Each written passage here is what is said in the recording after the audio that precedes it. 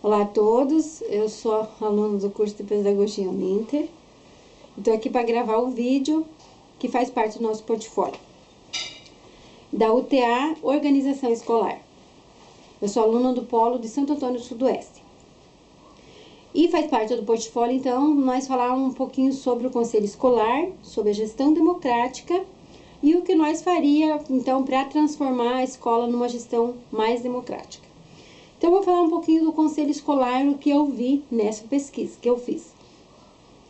Então, eu percebi assim, que os conselhos escolares, na maioria das escolas, ele tem, só que ele não é, assim, efetivo, como deveria ser, como a gente sabe que tem que ser.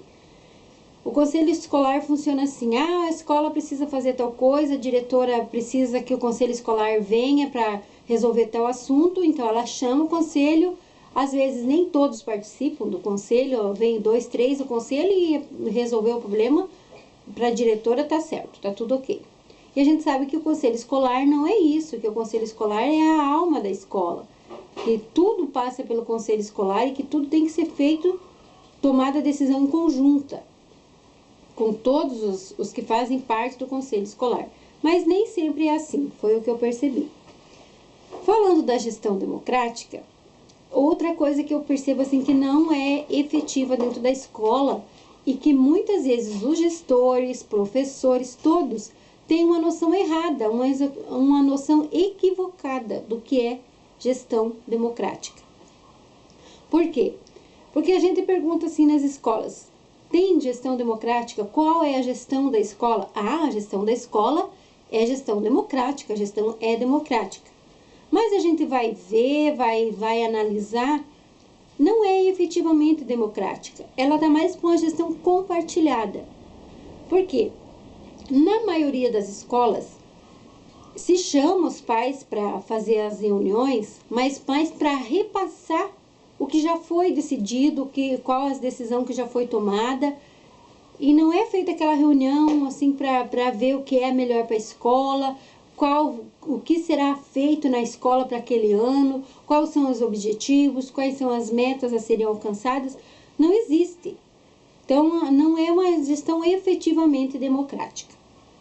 Outra coisa que eu também percebi bastante sobre o PPP das escolas. A maioria das escolas, o PPP é realizado por 2, 3, feito uma modificação aqui, outra modificação ali, e não é feito aquela gestão, aquele PPP, baseado nas decisões que foram tomadas em conjuntos, aquilo que foi decidido em conjunto para ver o que é melhor para a escola.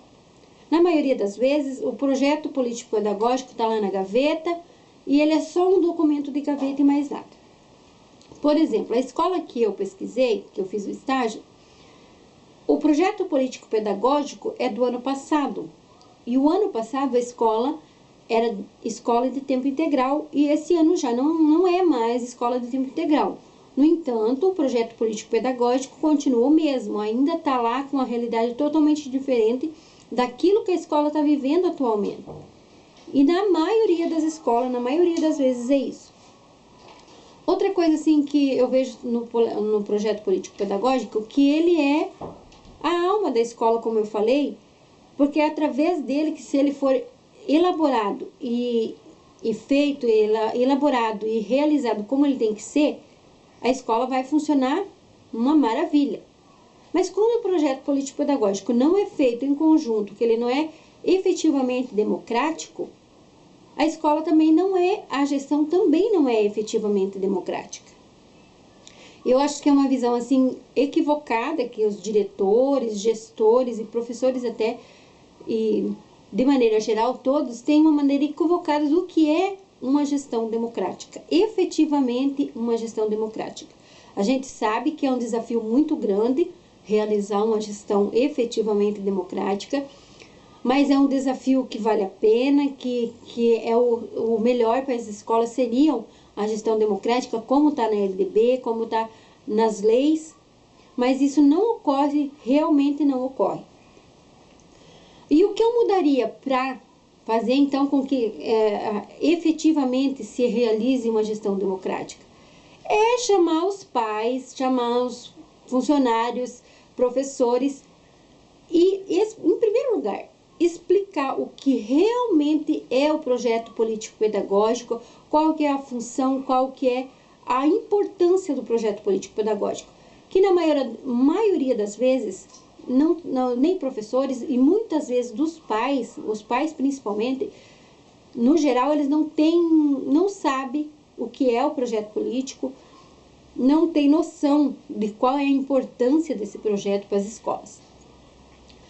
Na escola que eu pesquisei, tem assim a infraestrutura, na sala de computação, existe uma sala de computação que está interditada. Ela tem chove lá dentro da sala abundantemente, e foi encostado os computadores num cantinho lá e a sala está interditada. A internet tem na escola, mas os alunos, os professores, não podem usar essa sala, porque ela está interditada. Então, eu como gestora, o que faria? Chamar os pais, convocar uma reunião, explicar da necessidade de se reconstruir essa cobertura, ou chamar os pais para cobrar da mantenedora, né, que seria o certo, como a gente sabe, seria o certo a mantenedora da escola, que seria o poder público, a prefeitura municipal, reformar essa cobertura e dar condições para que essa sala seja usada. Ou então chamar os pais e ver qual seria a melhor forma de conseguir arrumar essa sala, para que os alunos, os professores consigam usar, porque a internet tem. Então, seria de fundamental importância que os professores conseguissem usar essa sala com os alunos, porque todos nós sabemos da importância que é. Mas, infelizmente, não é usado, e é uma coisa assim que eu acho que faz muita falta para a escola também. No quesito gestão democrática, eu acho assim que tem que, em primeiro lugar, explicar para os pais, para os professores, o que é uma gestão democrática, e os administradores, os gestores, saber realmente o que é uma gestão democrática. É um desafio muito grande, que a gente sabe que não é fácil ouvir todo mundo, conciliar todas as ideias, mas eu acho que a partir do momento que as escolas conseguirem efetivamente realizar a gestão democrática, nós teremos uma educação muito melhor em todos os âmbitos do nosso país. Um abraço.